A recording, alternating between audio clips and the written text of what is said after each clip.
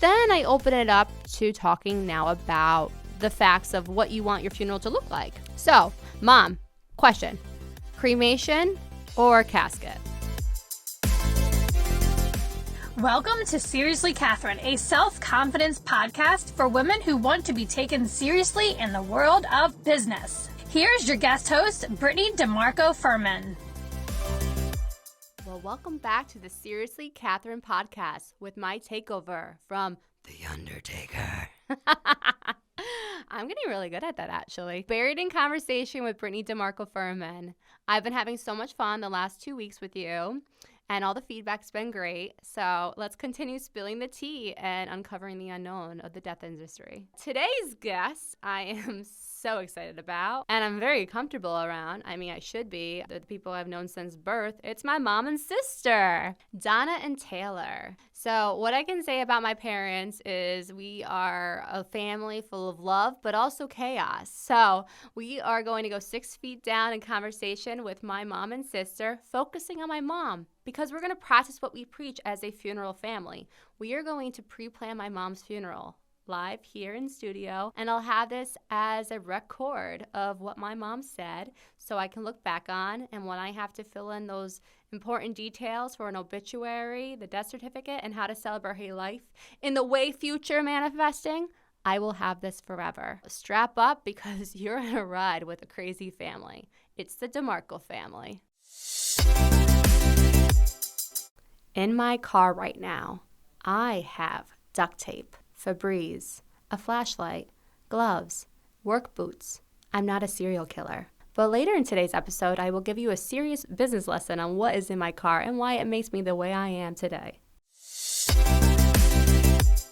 But first, a hot take brought to you by Paint and Sip, Ingrid Andress. I don't even know if that's how you say her name because I never knew her until recently. First off, the national anthem is not an easy song to sing. My mom, she forced me, because I was being a bad girl, to sing it in front of my entire school at the high school football game to show me that I better listen to her. But I think I sang it better than this 4-time Grammy-nominated artist.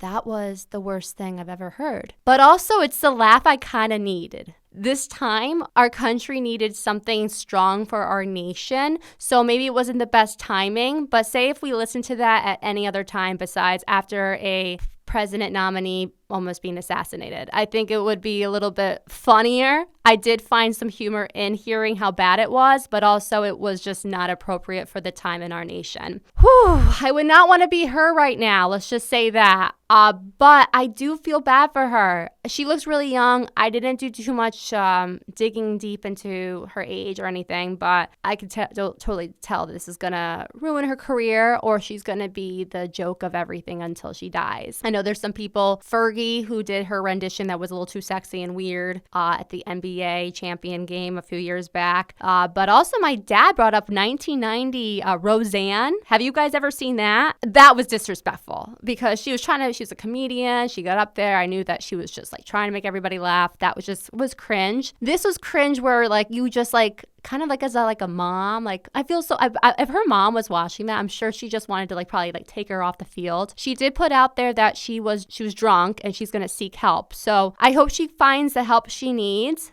I know that everybody has a bad moment, and I know that news catches up with people and people will forget it. But unfortunately, that was a performance I will never forget. Ingrid, I didn't know you before, honey, but you will be with me forever. So you're going to be a pun of a lot of jokes, honey. God bless you, and I wish you well. Let's do like a cheers before here. Cheers in true DeMarco Girls fashion. Cheers. Salud. Well, look at us three here. I am so excited to introduce these next two beautiful guests because they're my family.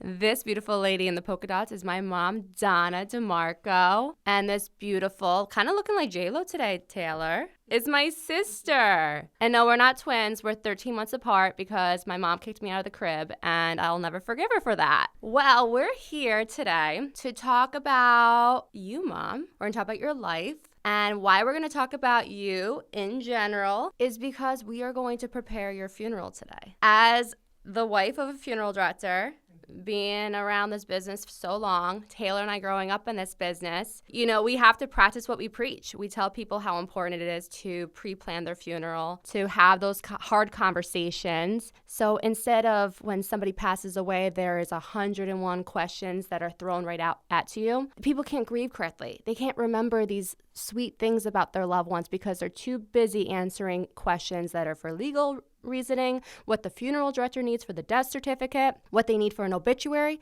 I don't know about you, but writing an entire life story within 24 hours, that is daunting. Even when our grandmother passed away, there's 7 children, which we'll talk about later, 12 grandchildren. Everybody has a little bit of insight and it gets a little crazy. It's like, what do you say? And did we say enough? Did we miss somebody? I guess that's how we'll introduce today's episodes. It is prepare your hearts.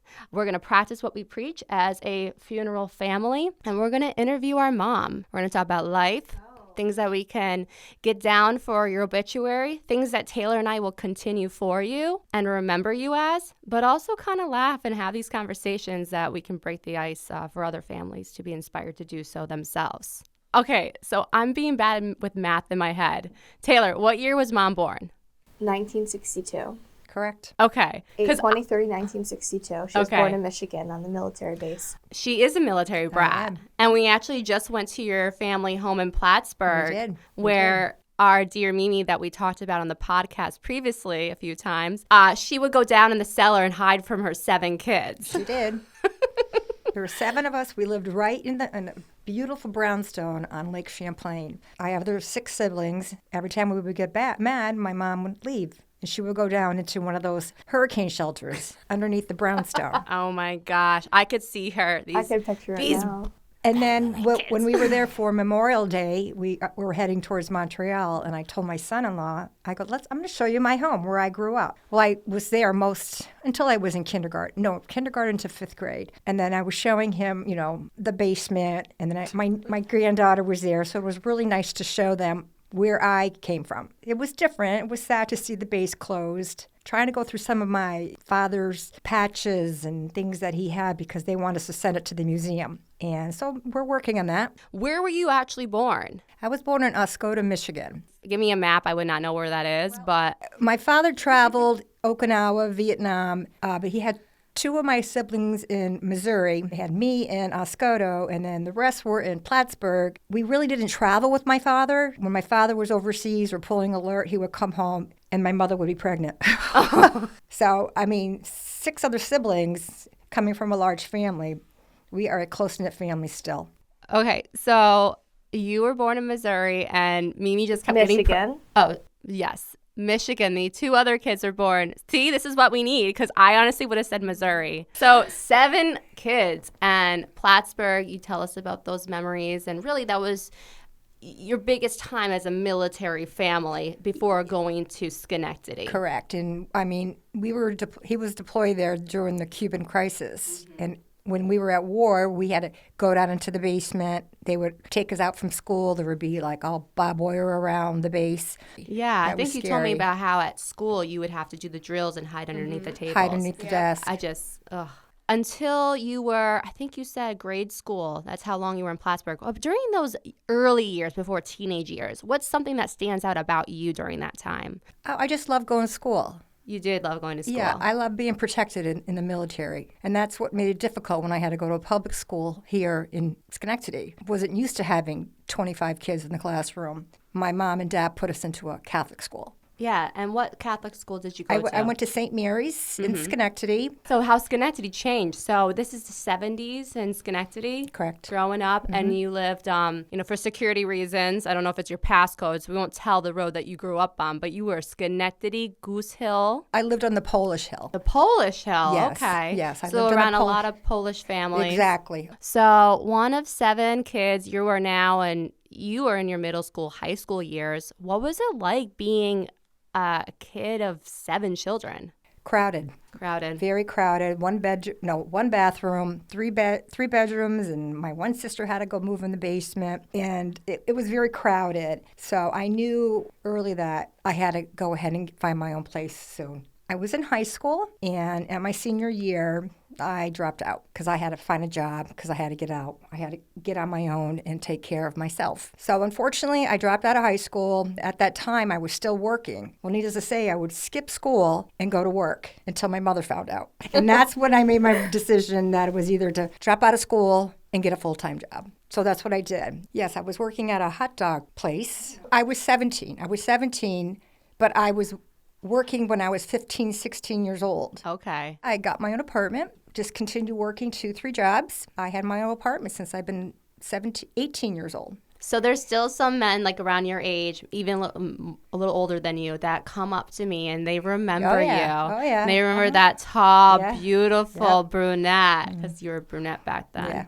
Let's talk about the family, because growing up in Schenectady, if we said your maiden name Liquorette. So for anybody listening in, some questions that we got already is where my mom was born. We talked about your education level. You didn't drop out. You got your GED. I did. I went back. Went back and I got my GED. Your siblings' names and how many you had. And then also your maiden name, Liquorette. So let's talk about the Liquorette clan growing up in Schenectady, because many people know me as DeMarco, but when I dropped the name Liquorette, I already got street cred. My brother owned Geppetto's restaurant right across the street from Union College. Mm-hmm. We had a very successful business there. And then I decided that I wanted to be self-employed and I wanted to own my own tanning salon. And I was the first tanning salon to open up in Schenectady. I remember that news clipping. Yep. Oh my gosh, what a babe. It was called Golden Image, and it was right above Geppetto's. So I would go ahead and I would run the tanning salon, and then my mom would come in and help. So I can go downstairs and wait tables. You are independent woman. You are bartending at Geppetto's part-time. You own the Golden Image upstairs at Geppetto's, the salon. How old are you at this time? Probably around 19. You're 19 years old. 19. Taylor, what were we doing at 19? Like, we were working. Not owning a tanning salon. We're calling out at Olive Garden and Red Lobster. I was a proud Red Lobster employee. That was only 2 jobs. And then I decided to get into the insurance business. Did you like to party? Like, you work hard, party hard? Oh, sure. I mean, I would like bartend at Geppetto's, and then I would get out at 2-3 o'clock in the morning, and then I would have a cocktail, and then I would go to work at 8 o'clock the next morning. Okay, so now, like, you're living your best life, you know, having fun. Dating, having the time, traveling. Yep. I know that there was a boy that you liked and you talked about, and I love how open you were about, like, you know, when I used to cry when boys broke up with me, you would share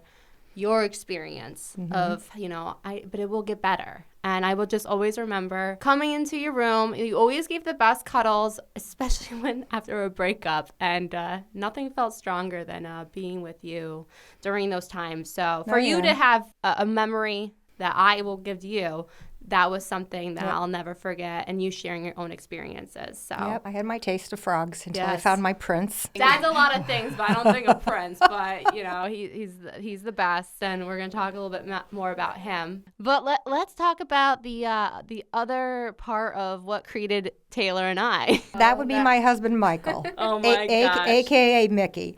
I was bartending, and he came into Geppetto's, and I was behind the bar, and he was playing on my brother's softball team. And then he goes to your uncle. Who's that girl behind the bar? Oh, that's just my sister. Yeah, that's Donna.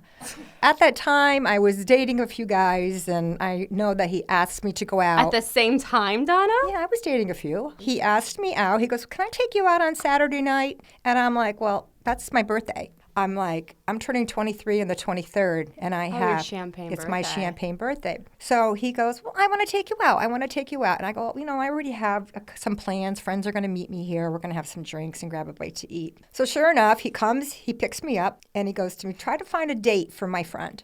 So I find my date, Annie, She was my partner at Golden Image. Yeah. So I found a date, and he brought his good friend, Tony. He comes to Geppetto's, and he picks me up in a limousine. And he comes into the bar, and there's all these people around me celebrating my birthday. And he goes, hands me a red rose.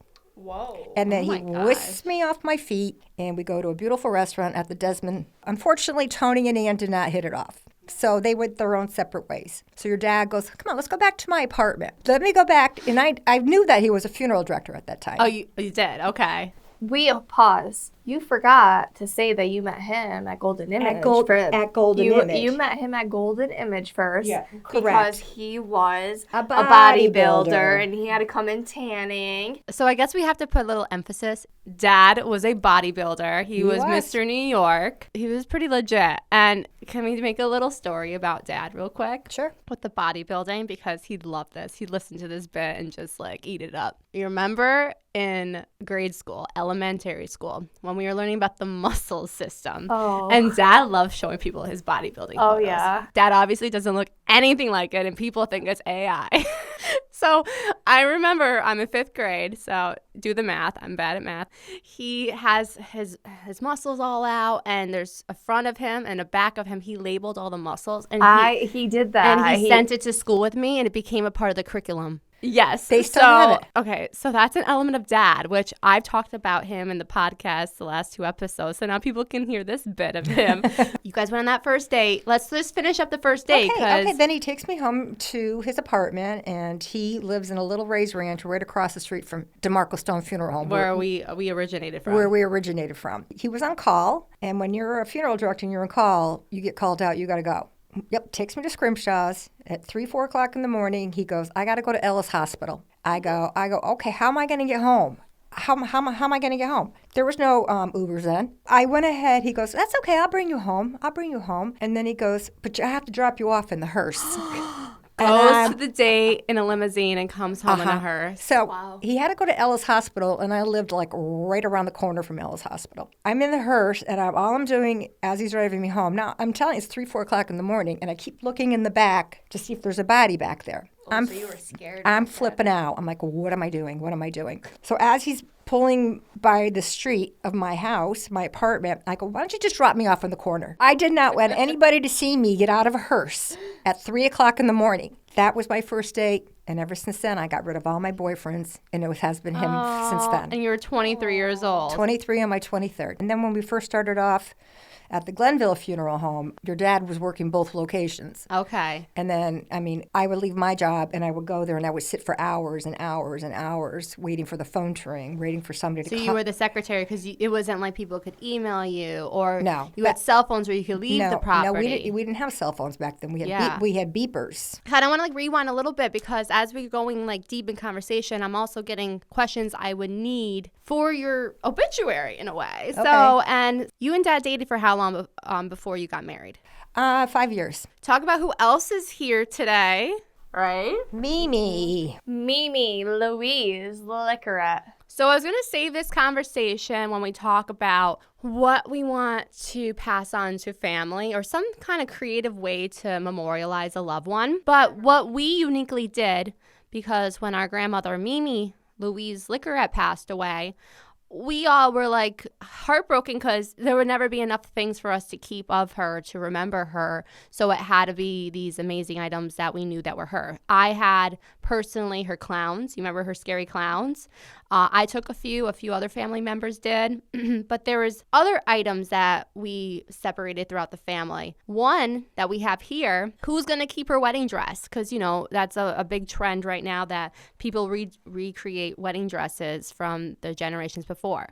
Well, there's 12 grandchildren, and we all, in a way kind of wish that maybe we would have it, or, whoever did get it, why did they get it and it wasn't me? So what our aunt did, Aunt Jamie did the most magical memory. She had a professional seamstress cut up the dress and make unique pillows for each grandchild. So this is mine, and there's all these other ones all various styles. Mine is just silky. Hearts. I know that Alex, she's our classy cousin. Hers is very classy. Mine's a little bit poofy. We all, this is what I think is so unique. You too, you have 2 daughters, but you love us differently but equally, and we never feel like when we fight, maybe Sometimes. we do. So she loves you more than me, but you truly yeah. do have your own bond with each of us. Oh, yeah. So I bring up Mimi because she did that with 12 grandchildren and 7 kids, and that was remarkable. So having these keepsakes are very important. I mean, we talked about marriage, and real quick, where'd you get married? I got married at the Glenn Sanders Mansion. I was the first one that got married on the grounds. Back in the day, my father-in-law loved motorhomes. And Stop, I'm going to cry. So I got my entire bridal party to my event at the Glenn Sanders Mansion in the motorhome. I remember that tradition my mom had. So for my wedding in Lake George, we used my dad's motorhome, and we traveled in the motorhome. And I think Taylor and I have watched your wedding video countless times. I think it's time. Did we make it into DVDs? So this is another thing to stop and remind our listeners, Yes. winter is coming, and that's a great time to clean out your closet and turn those Make those VHSs into DVDs before they're not an opportunity or anymore. USB, because as funeral directors, we can put smarter. those images and videos into a memorial video that then can be streamed. So USB, get those files, save them, put them in the cloud, and then let's put it along with the obituary, because that's how it will live on. And I stream Mimi's video constantly, and Sandy's. I had a couple hundred people there at the wedding. It was a big wedding. 200 people, yep. You looked gorgeous. Yep. Your tan was on fleek. But hi, I want to talk about us as kids. The best moment ever was June 7th, my birthday, right? Huh? Right? June 7th, yes. Let me think here. Oh, gosh, wait. Actually, your due date was June 6th. Okay. And I probably put on a good 90 pounds. That was an excuse for me to eat. I'm pregnant. You were a hard delivery, Oh, okay. I was in labor with you about a good 12, 14 hours. All right. And all my mom would say, get outside and walk, get outside and walk, get outside and walk, get outside and walk. So you remember all those. Oh, yes. And then I think on the morning of June 7th, my water broke. And then you came late night. I came at 1:14 p.m. That's the time you call me when I'm 1:17. I was an afternoon baby. You call me when it's my exact moment I'm born every year. Yeah, no, my water like broke. A true mom. This one kept you up in the middle of the night. She's the troublemaker. This one, she was 2 weeks late. I had to go in, and I had to induce labor. She about 6-7 hours, and your father was sleeping. They said, "Let me wake him up. Let him wake him up so he can go ahead and at least cut the umbilical cord." And I think he was working. Yeah, I mean, Dad was working tirelessly 24/7. Yeah, I mean, that's a business. 24/7. Not was he trying to, he was working for DeMarco Stone, his father's place, but he's also was trying to get the Glenville Funeral Home started. Yeah, up and running. So you started the business, and you built your home. You had the babies, so now you have your little ranch house in the back, and you have the shell of what the funeral home was in the early 90s. Yeah, I mean, he was in Rotterdam. I go, I don't want to live in Rotterdam. I don't want. If we have kids, I don't want them to go to Rotterdam School District. And since we lived in Glenville, I said, "Sorry, Rotterdam listeners." I wanted to live close to our business in Glenville. And then we had the property, and then your papa goes, "Let's just build right here. Mm-hmm. Let's just build, behind the funeral home." And it was such a little country and back town. Then it was all farm country. Was Kmart across the street when we got there? Kmart was. Oh my gosh! Well, yeah. What a time. The early 90s. So we're born. Quick question: who was a cuter baby? Taylor. She was beautiful. Everybody says I know this. Okay. I mean, Brittany came in bald. She had stork bites and angel kisses, and with her eyes being so big, it looked like she was a turtle. I mean, Taylor was like my mother goes to my sisters when they were pregnant. You have to look at Taylor because she's beautiful. She's beautiful. You're gonna have a beautiful baby. You're gonna have a beautiful baby. I was only working part time. I was there for Glenville. What would you consider your title on the death certificate? Because you've done so much. Because even when actually, what I say I would just really put homemaker. I mean, yeah, and that is the best. I call her entrepreneur. I really don't know, because I know when I was working at Cool Insuring, I was in Latham, and I had all intentions of going back to work. Yeah. And then they loved you there. Yeah, I loved it. I mean, they started me from answering the phones, and they sent me to school. They worked me up to claims analyst and all that stuff. And then I said to myself, I go, I can't go back. I got to stay here. Yeah, So Dad was getting busy. You're we growing were getting the busy. business. I had a new baby. I quit. I had to give back the money that they gave me for my maternity leave, which I think was which I think was fine. Yeah. You know, you weren't coming back. They had. invested I in had you. all intentions of going back to work, and I said, "There's no way." And that's when I became a homemaker. I still went into Geppetto's and I worked. I would drop you girls off at Mimi's house, and I would go wait tables. So Dad was always very supportive, and you were growing a business. And, you know, you guys started with, 2 calls the first year, and all these years later, we're doing 220 plus. So it's just, it's astonishing what you and Dad created. Yep. And something during this time, because we're growing up, you're working at the funeral home, you're growing with Dad, you're helping, obviously, your children grow up. Like, our memories are always of you, because Dad was so busy, especially when we were young. Don't forget, I did get a little nanny to help me out, too. Yeah, because you did go and work at the Social Plaza. I worked for Nationwide. Yeah, yes. you did go back to work. I did I go remember back. you bringing us a few times. So I did. You were always everywhere. So the 16-year-old dropout turned into quite the successor. But you worked hard for that. But my then, gosh. but You then, worked hard for that. You didn't want to stop, did you? No, but then when I turned 40, I said to myself, I want to go back to college. I remember. Yep. To college. Creative writing, right? American history and creative writing. Yep, I and we felt would like study together. I felt like I wanted to go to college, and I just went to Schenectady County Community College, and I went there and took a couple courses. I loved it. Until the funeral director that we hired got deployed. Yeah, this was during 9/11. I remember. And then, unfortunately, you had to give up on I had to that give dream. up. I had to leave the dream. So I never was able to finish my college career. Thank you for, You're you always welcome. living through your children. And I think that is the biggest takeaway from you. I know all moms, as mothers ourselves, like we would take a bullet for our kids, do anything for our kids, protect our kids. I didn't get to appreciate this element until we had kids. So I just want to let you know I'm so grateful. And I understand how much you love us. And everything that you did do for us was because you wanted to make sure we were the best possible human. Dance mom, I am too. Yes, let's talk about that. So we're growing up, and you have always been Donna mom, but Momma D. That's what I want to say. You have your alter ego. We were a girl gang in our energy, and you were like the core at it. Like, say that we're a cult, and you're a cult leader. Hey, what can I say? I'm the life of the party. You really are. So as a dance mom, tell me some of those memories that you have. I loved it. I loved meeting the other moms. I loved going to competitions and traveling. I loved being a backstage mom. Just seeing you girls up there on stage just made me so happy.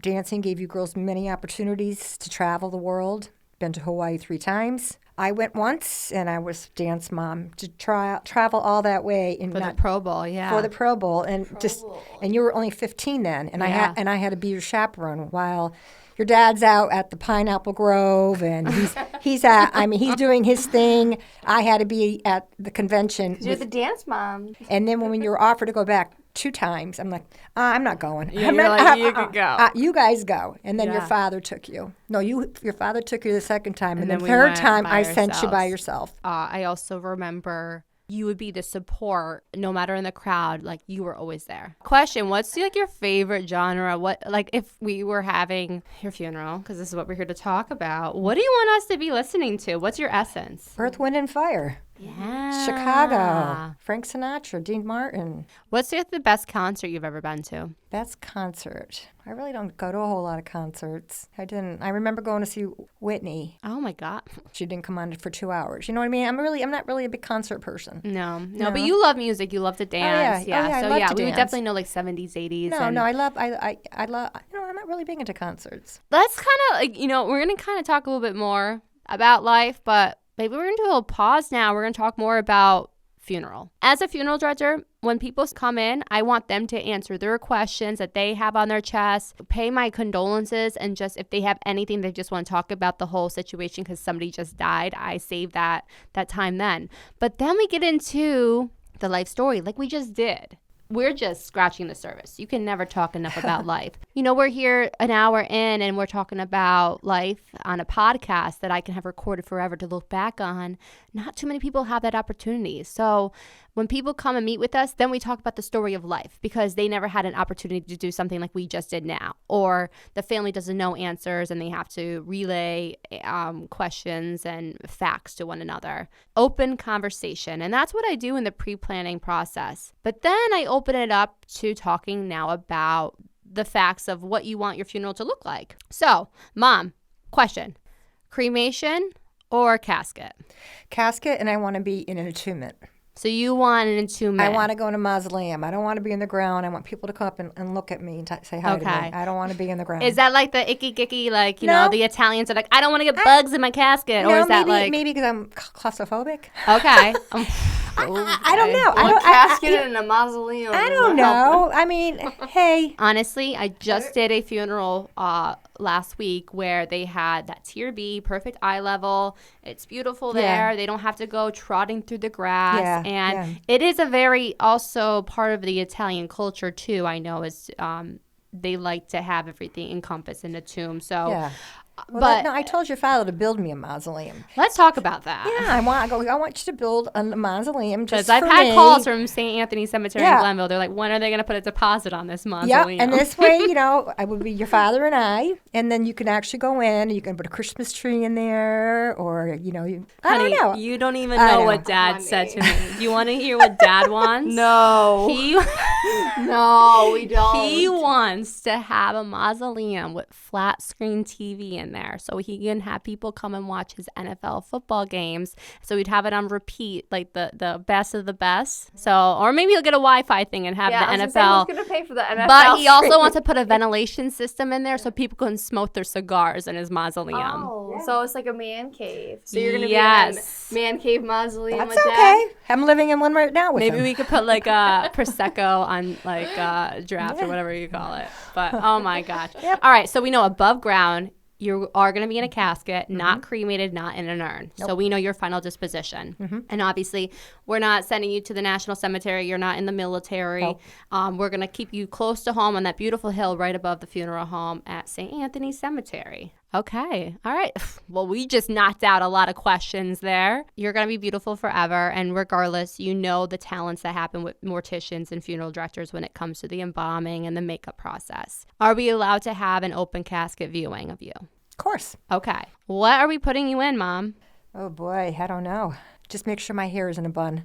Your messy bun? That's actually a question because you've had a few different hairstyles over the year. Are we doing the iconic messy bun of Donna DeMarco? Yep, and then red lipstick. Red lipstick? Okay. Chanel? Chanel. And we got to do eyelashes. Yep, eyelashes have to be on. Your eyebrows have to be on point. Are we doing the bangs? Because I know the bangs have been a here and there thing. It depends. I'm not dead yet. Hey, guys, she's not going anywhere anytime soon, but we're not manifesting, but things are happening.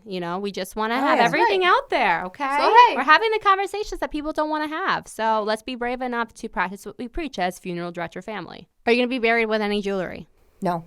No. Yeah, it's going to be passed on. Everything. I don't want. I love that, but I think it should be passed on. Not just because this is what we want, but I encourage other families to think about that. Flowers. So you have a casket. Let's talk about the casket actually before the flowers, because you need the aesthetic to go along with one another. What kind of casket? Yeah. Are you doing metal or wood? I like wood. You like wood? I do.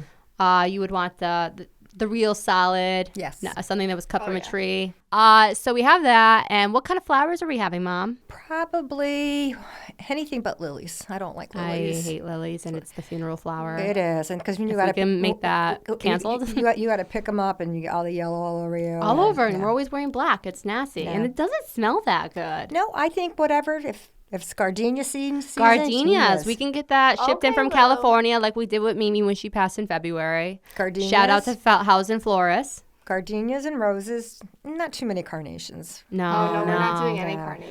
Roses. I don't do carnations. Maybe some like orchid fairy, like Elegant. What about colors? Colors, geez. Let me think. Because I know you like green ivies. Maybe like, the green can be like flowing down. Purples and pinks. Yeah. Very modern though. Yeah, more of the blush, mute tones instead of those bright. No reds, no yellows, no. Okay, we got the vibe. Okay, so we're getting more of aesthetic. We know about music to be played. It's going to be more upbeat. Mm-hmm. Obviously, we're going to have the memorial video going. We know the keepsakes we'd be having. Other things that we talk about with families would be something that's, not so fun to talk about, but there's the options of vault and having grave liners, something that the funeral director will educate the people who are there so they see the transparency of what is needed and what's not needed for a funeral. But then we talked about prayer cards. Are we doing prayer cards that are religious, or are we going to do like the prayer cards that I will never forget last year? A family, you guys remember this,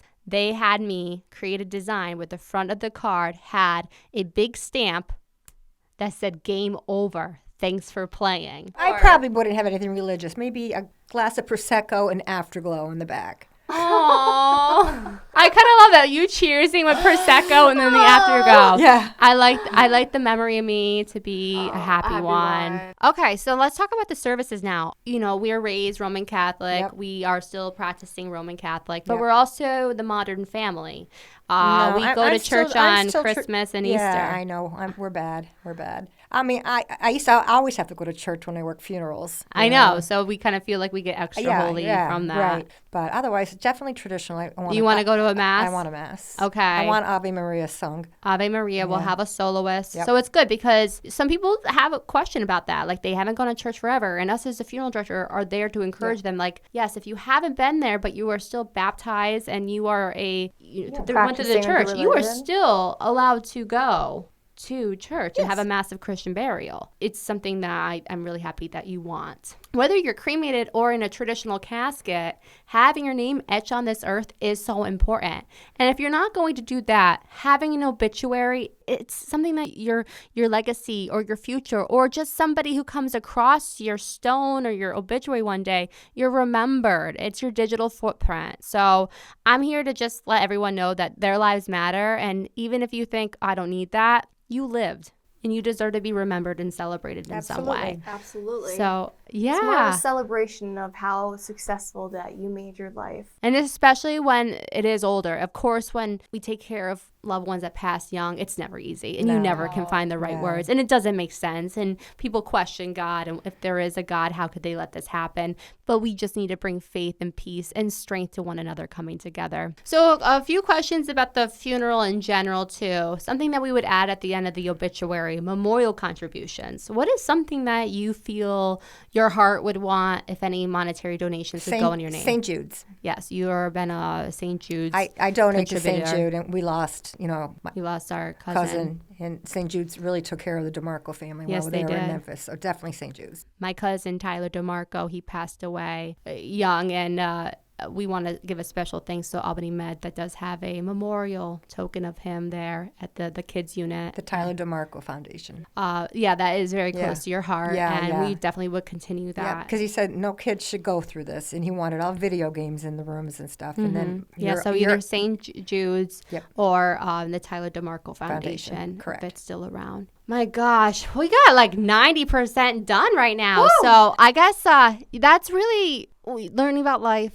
Plugging what your wishes are, and we also know you too, so some answers will come naturally, but those that don't have these conversations or don't have it written down somewhere for the funeral home to help guide the family, it makes it so hard. Yeah, I encourage, write down your thoughts, send it to your funeral director so we can put it in the file. We have an online base where you can start your submission and also ask us questions because we're an open resource too. We don't want people just to come to us if they want us. There's a lot of people who are out of town that they're going to be going to a Florida funeral home because that's where they're from. But what happens if I die here? We're here to answer those questions, but also for those families that would like to use us or just want to learn more about our firm, we hand out booklets too. These booklets have all the information about our firm, about funeral planning, also has about the history of why we have funerals, because if you're questioning, I don't want to do anything, maybe reading this could change your opinion, or at least you're educated so you can make a well-educated decision on what you want to do. A lot of the questions I asked my mom can be found in the back of the booklet here. Vital information we would need for the death certificate. Things that we would need to know in advance on should we prepare a body for embalming or not. Reminding the family about clothing, pallbearer names, eyeglasses or not. I think that was a big question when Mimi passed away. Do we put her glasses on or not? I know. And we didn't put them on. These little details, let me tell you, it just didn't look like her. Community organizations or clubs that you participated in. Your music that you want at the church, you know. Do you want On Eagle's Wings? You just said Ave Maria, so you already answered. Fondest memories, greatest inspirations in my life. If I could live my life over again, I would change. Wow, this book is actually deep. We didn't even go that deep in conversation. But yes, cemetery instructions and things you want your family to remember me. This thing is so detailed, and also things you can add to ask your funeral director or make notes for your family. We're here to cultivate and make sure it's as personalized as you. So if you would like this booklet, feel free to message us in the show notes. Reach us at glenvillefuneralhome.com. We have an email there. We have a submission button where you can start the pre-planning, or just message me at Buried in Conversation on Instagram and I will get this out to you. So this is a great way for people to start the planning process. But also, as my guest last week, Katie Manning Hilton, brought up, around the Thanksgiving dinner table, they put out the record button on their phone, or they put their phone in the corner and start recording the conversations at dinner. This is just mom and two daughters, having the conversation of life. That's brilliant. Now we can have this forever as a keepsake, and I get to learn more about my amazing mom and cherish this forever. Final question. What is your catchphrase of life? Woof. Yes! I was hoping you were going to say that. Woof. Because we kind of are the Kardashians of It's always Capital Region. Woof. We started woof before Kim Kardashian. And that is how we will close today's episode. DeMarco girls. Thank you so much for being here, Mom and T. I love you. Thank you for having us. Thank you for having us. Today's serious business lesson, brought to you by the Palette community, is to expect the unexpected. As a funeral director, I am faced with a job title that is 24/7, where I'm on call. And if I get a call and I am in the middle of a shower, I got to get out of the shower and get to the call. If I'm in the middle of dinner and I'm just about to cut into my filet mignon, I got to call the server over and be like, we got to wrap this up. Also, I'm a mom. I just saw something on Facebook about what it means to be a mom. You are in the joyous time of your life with your little ones, they're toddlers, but you also wake up every day as a servant. And little ones are asking you, Mom, get me this, get me that. You have to be adaptable in life in general. But as a funeral director, it really emphasizes on my life that I have to be prepared at all times. Yes, I have my days off, and those are the best days for my mental health, which we all need as business people. But as a funeral director, when I'm on those days of calls, I got to be ready. So I got this vehicle called a mom funeral director vehicle. It's a mess. And in there I have my gloves, my duct tape, all my serial killer things. But also I got my snacks for my kids. I got extra swim diapers, extra change of clothes. I got everything. You need a Band-Aid? I got it. You need some Red Bull? I got it. So my car is a walking machine because I never know what's next. It does help me be flexible because sometimes I'm on my way home from Schenectady to Malta and I get a death call and I got to be ready to switch out my sneakers to my shoes. So I always try to emphasize in people to be prepared and be flexible. Another thing, being a mom and a business owner has helped me with is using my time correctly. My iPhone, I would freak out because my memories are all there. My videos, my photos of my kids, my family. But also, almost the same level of anxiety if I lost it, my calendar. I love just putting in what I have to do today. And the important ones, they're going to stay there and I have to get them done today. But some things can be moved to tomorrow. Some things can be moved to next week because I have to find the balance, because I also have to find time for my mental health and my family. So even though I do consider myself a workaholic, I do need to know what I can accomplish and what I need to accomplish, but what can be moved aside. So that is a very important lesson that I hope you can take, is find the balance and know that work can be saved for tomorrow. Life cannot. You never know. I want you to remember that this is a job and it's an important job, but you also have to know that we're humans and we're living too. So find the time for yourself and the memories. And work, if it's not urgent, can be moved for tomorrow. This segment is brought to you by Saratoga Living Magazine After Hours. Guys, it's summer and Saratoga is booming. There is so much going on. I am going to need to start a GoFundMe to get a babysitter to watch my daughter. That's not right. I guess I should just pay maybe once a week then for the babysitter. And then all the other family-friendly events that Saratoga Living promotes, I'll go to those. My daughter loves the Saratoga Living events. They have a full range of things for adult only, from their single nights to their family-friendly events, whether that's at the racetrack or downtown making paper mache hats. They are so creative with all their events, and they are in the known. So if you are not signed up for the Insiders Club right now, I highly recommend you going to Saratoga Living's magazine and signing up. But also subscribe to the After Hours, where you will find everything going on in Saratoga. Giddy up. We'll see you there. I hope today's episode showed you how important this conversation is to have. And it doesn't have to be dark. Our parents lived a whole life before us with their own dreams and aspirations. And they too are living life for the first time. I encourage you to take down notes, or even better, record them next time you see them. Make it an event. Bring out the wine. It doesn't have to be scary. This is life, and this is love. Today, we planned 95% of my mom's funeral. I can't believe it either. The rest is signatures and putting dates and times together. Today, we prepared our hearts. So when my beautiful, fun, fabulous mother dies, I can begin the grieving process easier and not be thrown 101 questions, not knowing where to begin. And then my sister and I can be together and hold each other, as that is all my mom ever wants. With love and peace, this is Buried in Conversation with Brittany DeMarco Furman. I'll see you next week for our final episode. Thank you for listening to this podcast. And if you want to connect with me, slide into my DMs on Instagram. My handle is Catherine Hover.